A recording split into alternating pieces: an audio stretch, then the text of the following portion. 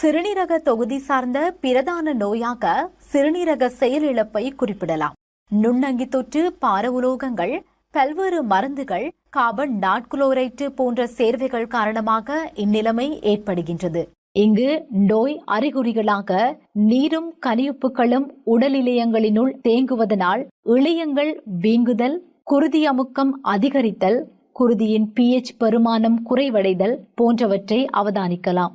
இந்நோய் அறிகுறிகள் காணப்படுமாயின் உடனடியாக சிகிச்சை பெறுதல், நற்சுகாதார பழக்க வழக்கங்களை பின்பற்றல் போன்றவற்றால் இந்நிலைமை ஏற்படுவதை தவிர்க்கலாம்.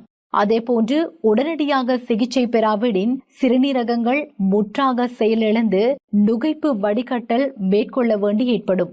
2 சிறுநீரகங்களும் செயலிழக்கும் பட்சத்தில் வேறொருவரின் சிறுநீரகத்தை சத்திர சிகிச்சை மூலம் பொருத்தலாம். நெபிடைட்டிஸ் அல்லது சிறுநீரக அழற்சி ஏற்படுவதற்கான பிரதானமான காரணியாக நச்சு பதார்த்தங்கள், சிறுநீர்கானில் ஏற்படும் தொற்று மற்றும் உடலினுள் ஏற்படும் மாற்றங்கள் என்பவற்றை குறிப்பிடலாம்.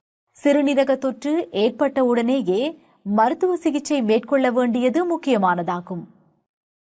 சிறுநீரக அழற்சியால் கலன்கோளத்துக்கு பாதிப்பு ஏற்பட்டு சிறுநீர் உற்பத்தி குறைவடைவதனால் உடலினுள் தேங்கியிருக்கும் தேவையற்ற பதார்த்தங்களின் அளவு அதிகரிக்கும். அதேபோன்று செங்குருதி கலன்கள் கசிந்து சிறுநீருடன் சேர்கின்றன. மேலும் சிறுநீருடன் புரதம் அகற்றப்படுவதால் அத்தியாவசிய புரதங்களுக்கான குறைபாடு ஏற்படுகின்றது. இதனால் குருதி உறைந்து திடீர் மாரடைப்பு ஏற்பட வாய்ப்புண்டு. சிறுநீர் கழித்தலை தாமதப்படுத்தல் போன்ற காரணிகளினால் சிறுநீரகத்தில் அல்லது சிறுநீர் பையில் கல்சியம் ஆக்சலேட்டு போன்ற உப்புக்கள் பளிங்காவதன் காரணமாக சிறுநீர் பையில் கற்கள் ஏற்படுகின்றன. இவை சிறுநீர் செல்லும் பாதையை அடைப்பதனால் கடுமையான வலி ஏற்படும். போதிய அளவில் நீரை அருந்துவதன் மூலம் சிறுநீர் பையில் கற்கள் உண்டாவதை தவிர்த்து கொள்ளலாம்.